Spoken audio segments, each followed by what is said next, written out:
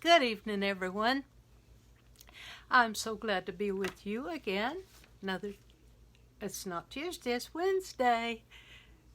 Okay, couple of announcements. I am going on vacation, so I will be gone for the next 2 weeks. In the meantime, my dear friend Stephanie Gifford does a reading Monday through Friday on Stand Up International Sister Warriors. It is a women's group, and you do have to join to be able to see what's posted there. So if you want to join, you can pull it up, Stand Up International Sister Warriors, or just put that in the comments to me and I will send you a link. That would be the easiest way. I'll send you an invite. And Stephanie does wonderful readings Monday through Friday, and it's usually around 11 o'clock Central Time. So she's going to carry this load while I'm gone for 2 weeks, but I will be back and I'll be regrouped, and we may be changing our time to 6 instead of 7. So those things I just wanted to get out of the way. I hope you've had a wonderful day today. I have. It's been very hot, as I think it's been everywhere in the whole country. But soon enough, we will have some cold weather. So, hello, Gail. Good to see you. So anyway, let's get into our lesson tonight on Be the Change. This is the third part of this kind of a mini-series that I put together. And actually, from Stephanie's reading this morning, I might have got another lesson that I want to teach along this line, and it's on listening, but we'll do that when I get back from vacation. But anyway, Be the Change. I'm going to do some reading tonight. But Morgan Freeman said this. He said, "How do we change the world? One random act of kindness at a time." That's easy. A random act of kindness. It can be anything. People appreciate a kind word, a kind look, a kind smile, a pat on the back. Anything can make somebody's day, and in making their day, it changes the environment around them, and a ripple effect, and before you know it, we begin to change the world. It starts little, but it happens and it works. Now, I'm going to read a meme that I read, and there's been several along the lines of this, but this one was good. It's not too long. You never really know the true impact you have on those around you. You never know how much someone needed that smile you gave them. You never know how much your kindness turns someone's entire life around. Oh yeah, that happens. You never know how much someone needed that long hug or that deep talk. So don't wait to be kind. Don't wait for someone else to be kind first. Don't wait for better circumstances or for someone to change. Just be kind, because you never know how much someone needs it. I shared last week about acts of kindness that were shown me over Facebook, people I didn't even know, and how those acts of kindness, through their words, turned my life around. You never know. And people minimize, they make fun of Facebook. They say, oh, you're just on Facebook, you're on social media, blah, blah, blah. But this is a powerful tool. And it is a tool of the future. And I'm having to get used to that because I'm 67 years old and I had to learn a lot about Facebook and groups and things like that. And even today, I thought I was referring to a website and someone said, oh, it's a landing page. I didn't know the difference. I thought a landing page was when you landed on the website. But you see, we're never too old to learn if we just keep our minds open and be willing to admit that we don't know everything. So, having said that, I am a testament to the power of kindness in a life. So if you come and tell me that this tool of Facebook or a telephone or a random act of kindness to a stranger, you've come too late to tell me that doesn't work, because you know what? It changed my life. And I believe that these classes, not because I'm anything, but these classes are changing lives, and there are future lives to be changed. It's a powerful tool. It's the spoken word. It's the written word. And the word is powerful. And the word will accomplish that which it is sent to do. And so I'm sending words of kindness to you tonight because I want to see your life turned around. I want to effect change in my world. I want to start with a ripple effect and let it go and go and go. And before long, what maybe started in Kentucky may be touching the President of the United States. Who knows how far it goes? Let me read something else to you. Kindness. A simple way to tell another struggling soul that there is love to be found in the world. Isn't that beautiful? We're all, at one point or another, we're all struggling souls. We're all just looking for our way home, and along the way looking for a hand to hold, looking for an ear to hear, looking for a kind word to be given our way. Kindness, kindness is so powerful. It's life-changing and it's life-giving. Let me share something with you. For a lot of years, I was in what I call a religious cult for 20 years. And then for the next 8 years, I was in the same song, second verse. It was still, I consider, a cult, just maybe not as strict of one. But in those first 20 years, we were taught that we were the only ones that had the truth. Oh my God, that I can't even fathom that now, because truth is so beyond what this finite mind and heart can hold. Truth is as big as God is. But we were taught and we were told that we had the truth and nobody else had it. And therefore, nobody else was going to heaven, only us, only our little group. How small-minded. But since I was the only one in my family that had the truth,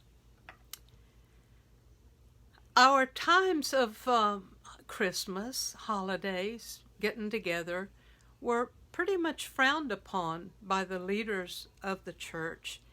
And God forbid we would go and actually enjoy ourselves, because how could we be with somebody in the world that didn't have the truth, that wasn't going to heaven, and how could we possibly enjoy their company?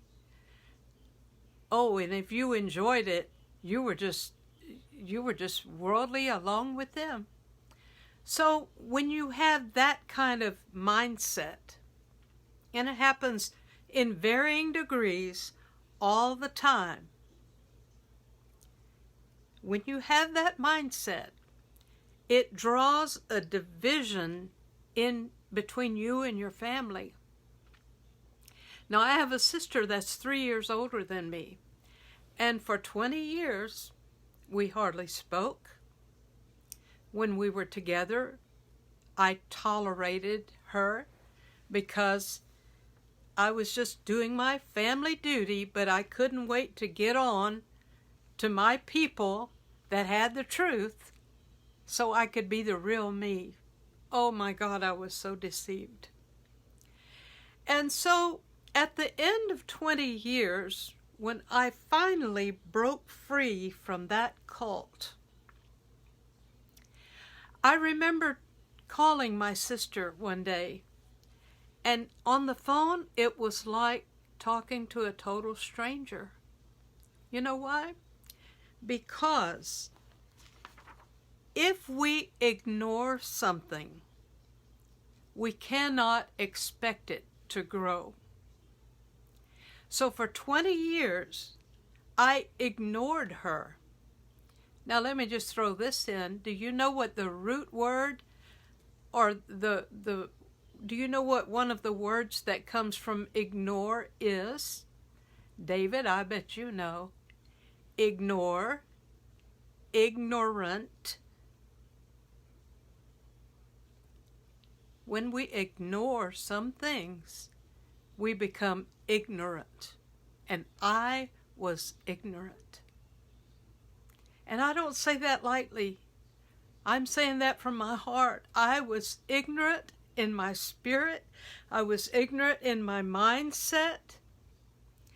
And I ignored my dear sister for 20 years, thinking I was doing the right thing. And so when we got acquainted again, we didn't know what to say to each other because I had ignored that relationship. I had ignored my sister. I had ignored my family, my mother, the rest of my family.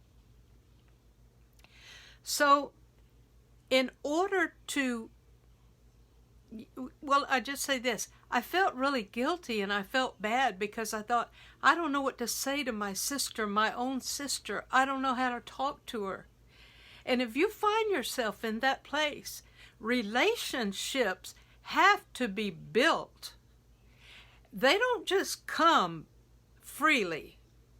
Relationships have to be built. They have to be invested into. And if you ignore a relationship, it is not going to grow. If you ignore a pot plant on your deck, it is not going to grow. It takes care. It takes watering. It takes food. It takes investment. It cannot grow if you ignore it. And even to maintain something requires attention. Now, what am I talking about tonight? I'm talking about kindness. But you see, I had to start somewhere with my sister. And I realized the place to start is by acts of kindness. Be kind. Find something nice to say. Find something to compliment her. Be kind enough to open my mind and my spirit to find out, what kind of job are you doing? What is your relationship like with your husband? What kind of house do you live in? You see, that's kindness. Because it's caring enough to listen. Caring enough to want to know those things. And those acts of kindness, little by little by little, began to build a relationship with my sister, who I'm very close with today, even though she lives in Arkansas. But I'm so thankful that before one of us died, we had the opportunity to build a relationship. And it took acts of kindness. If you are suffering in a relationship tonight, if you are estranged, now granted, there are some things that are never going to be reconciled, and I'm not the judge of that. But if there's a desire in your heart to be reconciled, if you will start by small acts of kindness, you will change your world. You will build relationships. You will begin to build family ties. And let me tell you something, the older you get, the more important those things are. You know, when you're young and you think you're going to live forever, sometime all that goes out the window. But the older you get, the more you value these things, and take it from somebody that knows. Just take it from a wise old woman, okay? Now, Wanda, my sister's name is Wanda. We built our relationship with kindness. She would call. It was strained. We didn't know what to talk about.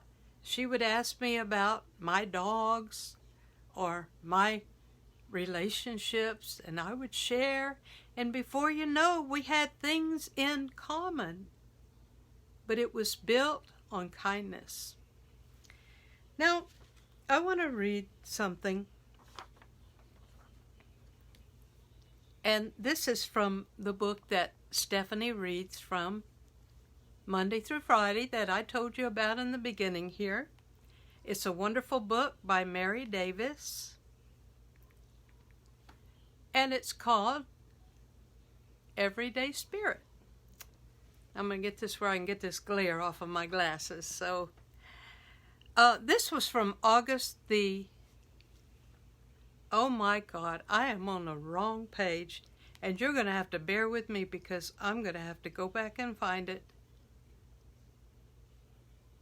Because I'm way back where I don't need to be. So bear with me just a few seconds here. I need to get to August the 9th. Here we go. The title of this is Reed and Spencer. Kindness has the power to change things, even to transform something unimaginably dark and sad into something filled with light. Just ask Jamie Hyman and Matt Huertas. The saddest day of their lives was August 9th, 2013, when their stillborn twins were delivered.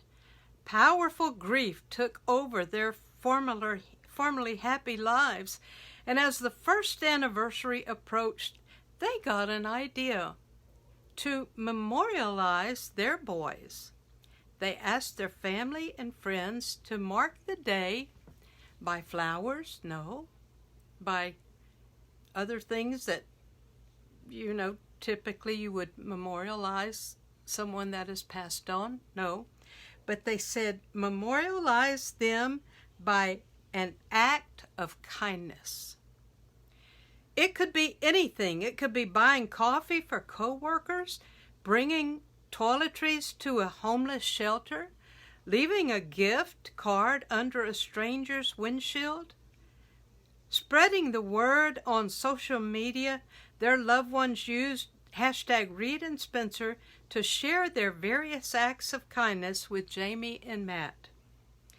The personal responses they received were a comforting salve for their deep, deep pain. By the second anniversary in 2015, the idea had fallen apart. These silent babies, now listen to this, little babies that had passed on, these silent babies, Reed and Spencer, had been the source of incredible love and unstoppable kindness. Kindness is unstoppable. You cannot stop it. Love is unstoppable. Love is the most powerful force out there. You may think hatred is, but love trumps hatred every time. And kindness is an offshoot or a branch of love. In Jamie's words, we took something that was unspeakably horrible and turned it into something beautiful. We reclaimed the day. The day of those babies being stillborn, that they could have cried and wept and been so sad about, but they reclaimed that day by random acts of kindness. Now today, let's apply this here. I want to change our world. Let's apply this. I'm going to apply this. You apply this. Today, let's participate in marking this day with a random act of kindness in honor of Reed and Spencer. Search their story to find out more. #Reed and Spencer. Consider making something beautiful of the saddest day of your life. Just think for a minute. We've had some sadness in our life. We've had some heartbreaks. We've had some days that we didn't think we were going to make it. But think of that saddest day of your life and consider making something beautiful of that day.